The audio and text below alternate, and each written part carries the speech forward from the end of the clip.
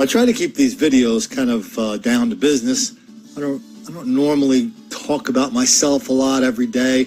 And if I do, it's really kind of related to what we're talking about here. Maybe my neighbors are acting crazy. Maybe I see somebody stealing somebody or shooting something. And but the other day I kind of broke that rule a little bit. I mentioned that I went to Philadelphia to the Eastern State Penitentiary for one of these Halloween Fright Nights. Glad that I did, because one of the people who saw that video lives near there, and he said, "Hey, Colin, this just happened up about a block from the penitentiary. There's a church in an all-white neighborhood where an old dude's coming out of the church. A black guy rushes in, puts a knife on him, takes him inside the church, and robs him." Then he sent me a letter putting this thing in context that kind of made this video, which is not the world's greatest video, it really gave it a lot more life. So let's take a listen to the letter. You know, the video is pretty much what it is. You just see a black guy getting ready to drag an old white man into the church so we can rob him some more. Here's the letter. "Colin, this church is 1 block south of the Eastern State Penitentiary. 1 year ago, my 83-year-old female neighbor was leaving this same church mid-morning when she saw a suspicious black teen at the bottom of the steps. She immediately turned to go back into the church when he tried ripping the small plastic bag on her wrist. He dragged her down the steps, causing a fractured leg and a separated shoulder. Guess what she had in the small plastic bag? One of those medic alert buttons. I can't imagine if it was an 83-year-old black woman assaulted and robbed by a white kid. The story got a 15-second snippet on one channel with, of course, teen, the only description. She's a tough old Italian woman who refuses to be intimidated by these dindus. I tell her to be careful when she got attacked at 10 in the morning, leaving church in an overwhelmingly white neighborhood. You are never safe." Boy, it's amazing. I had this kind of conversation with one of my brother's friends last night. He lives about 2 or 3 blocks from here, and he's fully down with what's going on. And he's 62, and he lives in Indian country. He's walking around 10, 11 o'clock at night, and he says, "I've only been mugged once."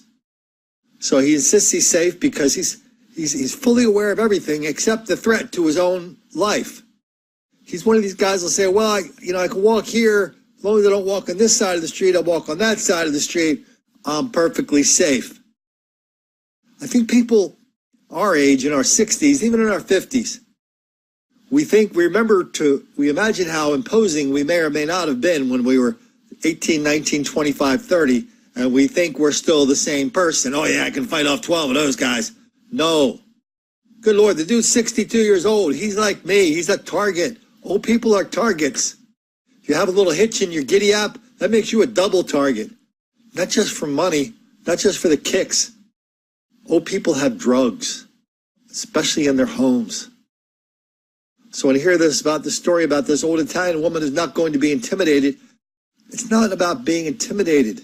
It's not about, how much courage you can summon, intestinal fortitude you can summon anytime you want to walk around the corner and get a quart of milk or walk your dog. That's not what it's about. It's about, is that any way to live? Head on a swivel all the time. Just be kind of a prisoner in your own home. I thought we kind of settled all these arguments in the 70s and 80s where people said, "No, I'm not going to put bars up on my windows. I'm going to put those dudes behind bars in jail." But now we're totally back to the bars on the homes. We got a woman that was just elected district attorney in Boston. Oh man, you know what? Let me go grab that article right now. Hold on. So here's the headline. Rollins to become Boston's first female top prosecutor. Wow, that is the least interesting thing about her election. She's female, she's black, first of both there. Hooray! That's like totally newsworthy. The headline writer didn't figure it out, but the reporter is trying to tell us something that she thinks is really important. A Democrat with a plan to forego prosecution of certain low-level crimes will become Boston's first female district attorney and the first woman of color to hold such a job. It's amazing. All three of those things are equally important, right? Female, black, is equal. It's just as important as this attorney is going to just stop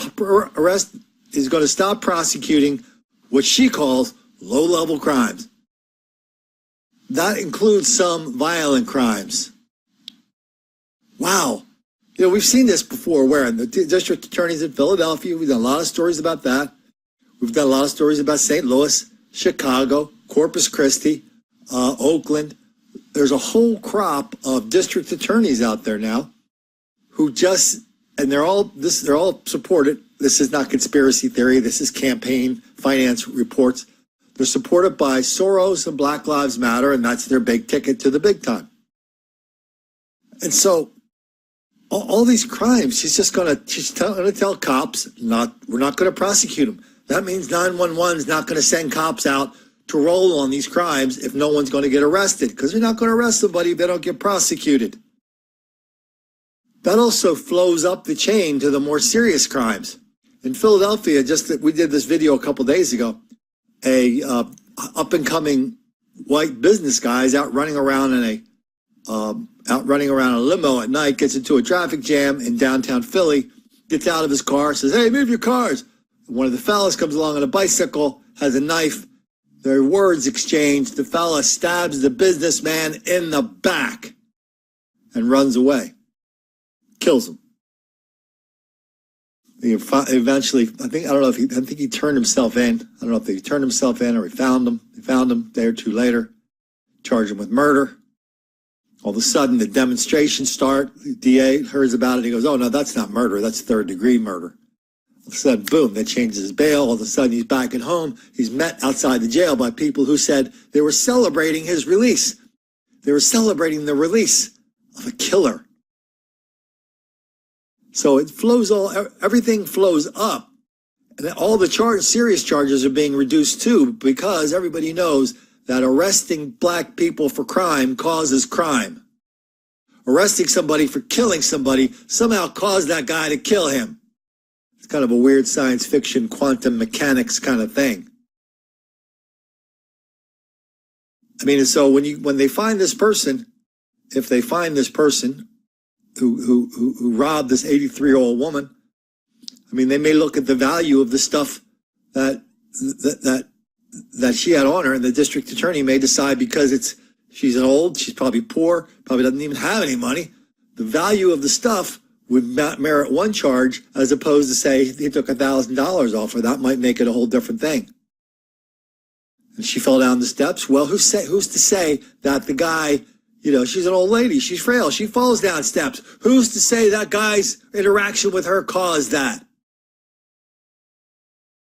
That's how they're rolling in criminal justice now. Good Lord, everybody's a victim. And if you notice that there's something really bad going on, and all of a sudden you become a victim. You become the victim you become the real victim, the bad guy who's saying, "Hey, what's all this going on here?" I can't believe these district attorneys are just unilaterally saying, "Oh yeah, this whole section of the criminal code, you might as well just rip it out of your books because we're not going to do it anymore." How does that work? The people on the city council are okay with that? One person can come along and just say, "No, we're not going to do that anymore," so we can focus all of our resources on catching the serious criminals, and when they catch serious criminals, they drop the charges on them anyway. I don't understand any of this. Maybe smarter people than I do understand it. Or maybe it's just that all goes back to what then Mayor Emanuel Cleaver said in Kansas City about why they shouldn't arrest 1,000 black people rampaging through their entertainment place called Country Club Plaza. You guys will remember what he said, correct? Well, we don't want to do that because that's just going to make a lot of black kids angry.